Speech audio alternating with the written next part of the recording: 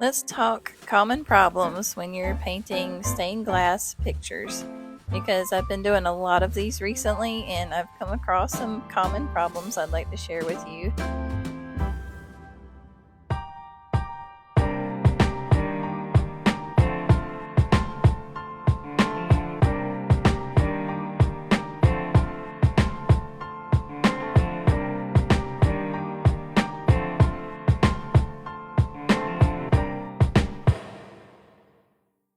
Okay, first let's talk bubbles because they are going to be your biggest pain in the butt. They happen so often.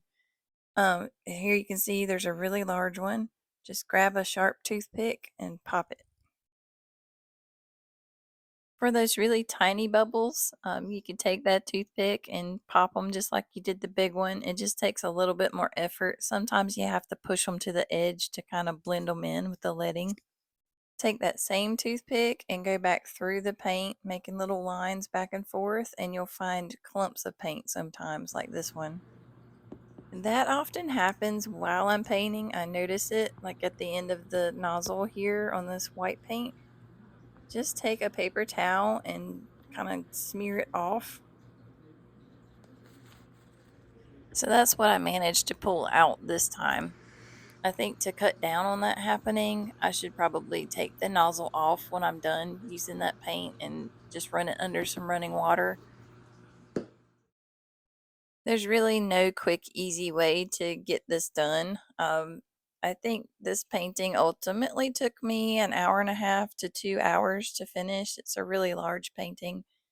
You just want to take your paint and go back and forth, make little lines, and then you can go back over it with your toothpick to kind of go through, make sure there's no little clumps of paint or air bubbles or anything funky like that. And it also, when you go back through with your toothpick and make those lines, it helps even out some of the paint so you don't have like uneven clumps, darker clumps of paint in spots, and then like lighter clumps of paint that dry.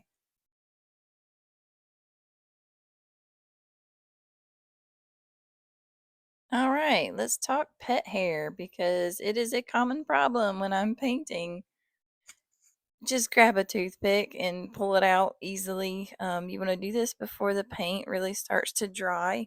So make sure that it's still pretty wet and movable when you're pulling those out so it doesn't make the design look wonky.